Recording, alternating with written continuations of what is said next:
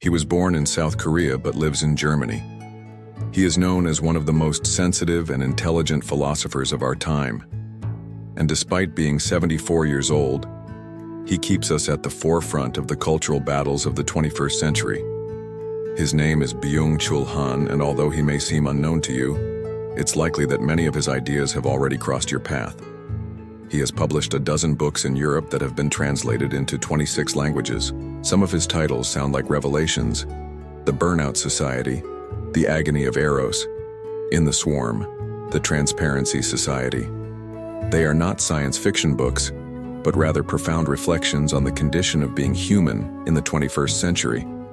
In this context of ecological collapse, spiritual dryness, and political instability, his words have the power to break through the thickest of mental shells and awaken us to the precariousness of our existence. But how do we understand the work of someone like Byung-Chul Han? Let's imagine for a moment that you are going through a crowded airport terminal, one of those enormous spaces without decoration or warmth where hundreds of people rush around dragging suitcases and chasing flight announcements. Suddenly, in the midst of that chaotic landscape, you see a man sitting calmly on a bench, seemingly indifferent to the hustle and bustle around him. He looks thoughtful, lost in contemplation, almost as if he were meditating despite the noise. That man is Byung-Chul. He seems out of place yet totally at ease. He invites us to question the frenetic pace of modern life and the meaninglessness of endless growth. We live in an age of overexposure, of artificial lights that never go out, of relentless notifications whispering in our ears. You need to do more. You need to be more. In this world, saturated with images, pressure, and constant noise, one silent figure rises like a philosophical lighthouse.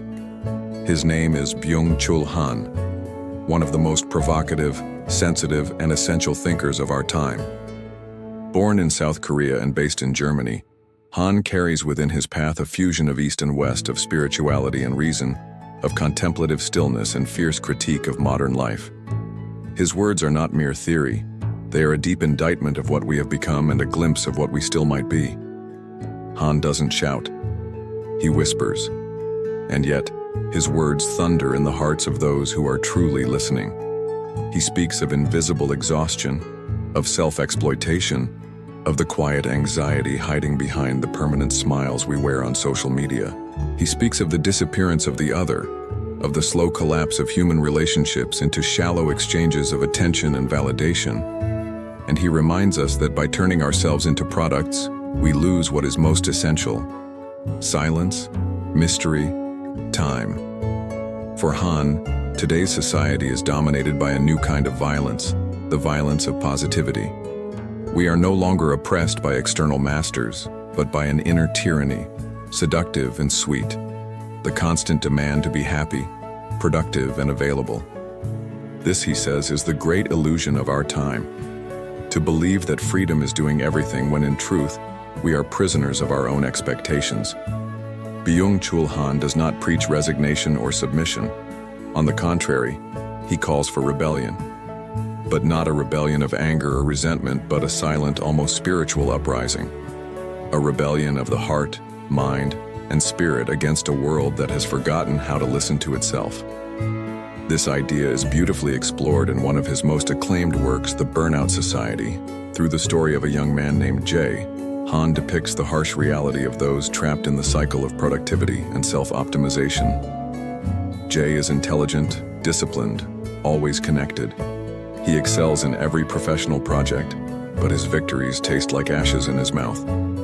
Despite having everything to be happy, he is consumed by a deep emptiness. One day, Jay decides to abandon his frantic life and lock himself up in a cabin in the mountains. There he meets an enigmatic hermit who becomes his guide. The hermit, a symbol of wisdom and detachment, teaches Jay to find happiness in simplicity and authenticity. He shows him that true freedom lies not in doing more, but in being less. Throughout the novel, Han skillfully weaves together elements of Eastern spirituality and Western philosophy to show that the problems of modern society stem from our disconnection from ourselves and from others. Our obsession with performance and material success has led us to forget what really matters: compassion, love, and connection. The Burnout Society is not just a story, it's a wake-up call. It challenges us to rethink our values and priorities in a world that glorifies busyness as a virtue. It reminds us that true wealth is not measured in bank balances, but in the richness of our experiences, relationships, and above all, our inner peace. This leads us to another key point in Han's work, his concept of the dark side of technology. Unlike some thinkers who view technology as neutral tools, Han delves into the inherent dangers of technology and its impact on our psyche. He argues that technology, while offering numerous benefits, also carries a dark underbelly that we must be aware of. In his book, The Transparent Society, he explores how the digital revolution has turned our lives into transparent displays, exposing our every move and interaction to scrutiny. This transparency, he argues, has eroded our privacy, authenticity, and freedom. Han is not a Luddite. He recognizes the benefits of technology, but urges us to use it critically and responsibly. He calls for a return to the mystery and depth of life, away from the glare of the digital spotlight. This idea is central to understanding Han's work. He advocates for a life less ordinary, a life lived with passion, curiosity, and a sense of wonder. He invites us to reject the standardized, pre-packaged happiness offered by consumerism, and instead, to embrace the full spectrum of human emotion and experience. In a world obsessed with positivity and productivity, Byung-Chul Han's philosophy emerges as a refreshing and necessary counterpoint. His ideas challenge us to question the status quo, to confront the darker aspects of our existence, and to strive for a deeper, more meaningful life.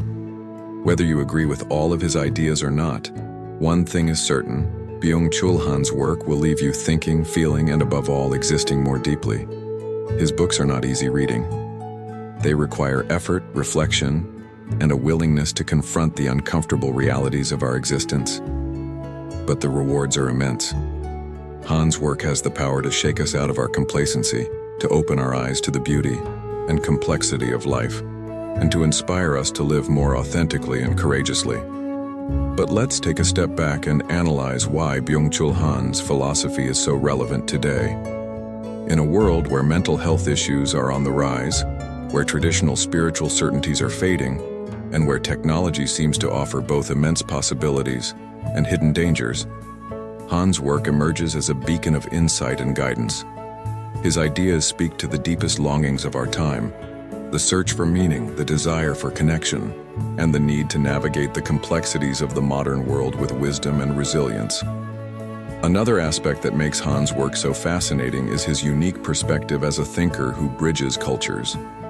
Born in South Korea but based in Germany, Han has a rare ability to synthesize the wisdom of Eastern traditions with the rigor of Western thought.